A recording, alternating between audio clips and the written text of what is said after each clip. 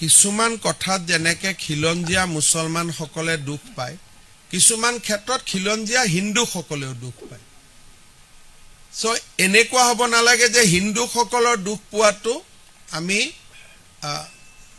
চিন্তা নকৰিম যেনেকে ধুবুৰীত যেতিয়া এটা ঈদৰ দিনাখন প্ৰায় 18 পৰা 20,000 কেজি মাংস কটা হয় এখন চহৰত আৰু যিখন চহৰত আটাইতকৈ বেছি হিন্দু নাগৰিক আছে তেলেতো খিলঞ্জীয়া হিন্দু সকলেও দুখ পায় একোটা লাভ জেহাদৰ ঘটনাই খিলঞ্জীয়া হিন্দু সকলকো দুখ দিয়ে সেইকাৰণে খিলঞ্জীয়া মুছলমান আৰু খিলঞ্জীয়া হিন্দু সকলোৱে লগ লাগি অসমখনক আমি কেনেকৈ ৰক্ষা কৰিম তাৰ বিষয়ে আলাপ আলোচনা কৰিব লাগে আৰু আমাৰ চৰকাৰে চৰকাৰ হোৱাৰ প্ৰথম অৱস্থাতে আমি কৈছো যে খিলঞ্জীয়া হিন্দু মুছলমান সকলোৰে অধিকাৰ অসমত একে সমান তাত আমি কেতিয়াও ডিসপিউট কৰা নাই কিন্তু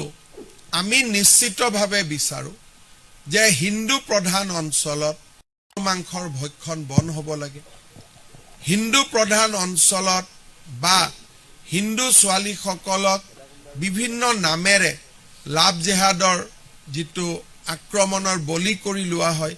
সেয়া হ'ব নালাগে গতিকে আমি পদে পদে প্ৰতিটো দিনতে যি দুখ পাই আছো তাৰ বিষয়ে অসমত চিন্তা হোৱা উচিত আৰু খিলঞ্জীয়া মুছলমান সকলে বুজি পাব লাগিব যে খিলঞ্জীয়া হিন্দু সকলে ক'ত দুখ পাই আছে আৰু তেওঁলোকে মিয়া মুছলমান সকলৰ কিছুমানে যি অত্যাচাৰ কৰে ফেসবুক পোষ্ট লিখে কিবা লিখে যেতিয়া খিলঞ্জীয়া মুছলমান সকল হৰব হৈ উঠিব আজি যি বাংলাদেশৰ ঘটনা হৈছে বা প্ৰতিটো দিনে একোটা মিয়া মুছলমানে অবৈধ বুলিয়ে মই তেওঁলোকক কম ফেসবুক কৰে ইনষ্টাগ্ৰাম কৰে ইয়াৰ কাউন্টাৰ যদি খিলঞ্জীয়া মুছলমান মানুহখিনিয়ে দিয়ে তেতিয়াহলে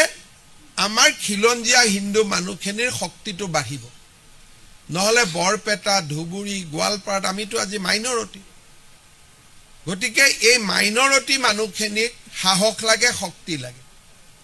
শিৱসাগৰ ডিব্ৰুগড়ত আজি যেনেকৈ আমি খিলঞ্জীয়া মুছলিম মানুহখিনিক সন্মানৰ চকুৰে চাওঁ কোনো আমি ভেদ বিভাদ নকৰো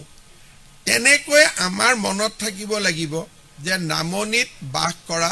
সংখ্যালঘিষ্ঠ হিন্দু সকলৰ কথা দুইটা ধৰ্মালম্বী লোকে দুইটাৰে যেতিয়া মনোকষ্ট বুজি পাব তেতিয়া অসমখন স্বাভাৱিকভাৱে শান্তি হ'ব ধৰ্মীয় সম্প্ৰীতি বাঢ়িব ইজনৰ সিজনৰ বুজাবুজি বাঢ়িব গতিকে মই ভাবো যে এই ক্ষেত্ৰত আমাৰ সকলোৰে কৰণীয় আছে আৰু সকলোৱে কৰিব লাগে কিছুমান কথাত যেনেকে খিলঞ্জীয়া মুছলমান সকলে দুখ পায় কিছুমান ক্ষেত্ৰত খিলঞ্জীয়া হিন্দু সকলেও দুখ পায় সো এনেকুৱা হ'ব নালাগে যে হিন্দু সকলৰ দুখ পোৱাটো আমি চিন্তা নকৰিম যেনেকে ধুবুৰীত যেতিয়া এটা ঈদৰ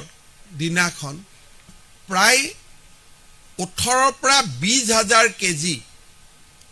মাংস কটা হয় এখন চহৰত আৰু যিখন চহৰত আটাইতকৈ বেছি হিন্দু নাগৰিক আছে তেলেতো খিলঞ্জীয়া হিন্দু সকলেও দুখ পায় একোটা লাভ জেহাদৰ ঘটনাই খিলঞ্জীয়া হিন্দু সকলকো দুখ দিয়ে সেইকাৰণে খিলঞ্জীয়া মুছলমান আৰু খিলঞ্জীয়া হিন্দু সকলোৱে লগ লাগি অসমখনক আমি কেনেকৈ ৰক্ষা কৰিম তাৰ বিষয়ে আলাপ আলোচনা কৰিব লাগে আৰু আমাৰ চৰকাৰে চৰকাৰ হোৱাৰ প্ৰথম অৱস্থাতে আমি কৈছো যে খিলঞ্জীয়া হিন্দু মুছলমান সকলোৰে অধিকাৰ অসমত একে সমান তাত আমি কেতিয়াও ডিসপিউট কৰা নাই কিন্তু আমি নিশ্চিতভাৱে বিচাৰো যে হিন্দু প্ৰধান অঞ্চলত মাংসৰ ভক্ষণ বন্ধ হ'ব লাগে হিন্দু প্ৰধান অঞ্চলত বা হিন্দু ছোৱালী সকলক বিভিন্ন নামেৰে লাভ জেহাদৰ যিটো আক্ৰমণৰ বলি কৰি লোৱা হয় সেয়া হ'ব নালাগে গতিকে আমি পদে পদে প্ৰতিটো দিনতে যি দুখ পাই আছো তাৰ বিষয়ে অসমত চিন্তা হোৱা উচিত আৰু খিলঞ্জীয়া মুছলমানসকলে বুজি পাব লাগিব যে খিলঞ্জীয়া হিন্দুসকলে ক'ত দুখ পাই আছে আৰু তেওঁলোকে মিয়া মুছলমানসকলৰ কিছুমানে যি অত্যাচাৰ কৰে ফেচবুক পোষ্ট লিখে কিবা লিখে যেতিয়া খিলঞ্জীয়া মুছলমানসকল সৰব হৈ উঠিব আজি যি বাংলাদেশৰ ঘটনা হৈছে বা প্ৰতিটো দিনে একোটা মিয়া মুছলমানে অবৈধ বুলিয়ে মই তেওঁলোকক কম ফেচবুক কৰে ইনষ্টাগ্ৰাম কৰে ইয়াৰ কাউন্টাৰ যদি খিলঞ্জীয়া মুছলমান মানুহখিনিয়ে দিয়ে তেতিয়াহ'লে আমাৰ খিলঞ্জীয়া হিন্দু মানুহখিনিৰ শক্তিটো বাঢ়িব নহ'লে বৰপেটা ধুবুৰী গোৱালপাৰাত আমিতো আজি মাইনৰিটি গতিকে এই মাইনৰিটি মানুহখিনিক সাহস লাগে শক্তি লাগে শিৱসাগৰ ডিব্ৰুগড়ত আজি যেনেকৈ আমি খিলঞ্জীয়া মুছলিম মানুহখিনিক সন্মানৰ চকুৰে চাওঁ কোনো আমি ভেদ বিভাদ নকৰোঁ তেনেকৈ আমাৰ মনত থাকিব লাগিব যে নামনিত বাস কৰা সংখ্যালঘিষ্ঠ হিন্দুসকলৰ কথা আৰু দুইটা ধৰ্মাৱলম্বী লোকে দুইটাৰে যেতিয়া মনোকষ্ট বুজি পাব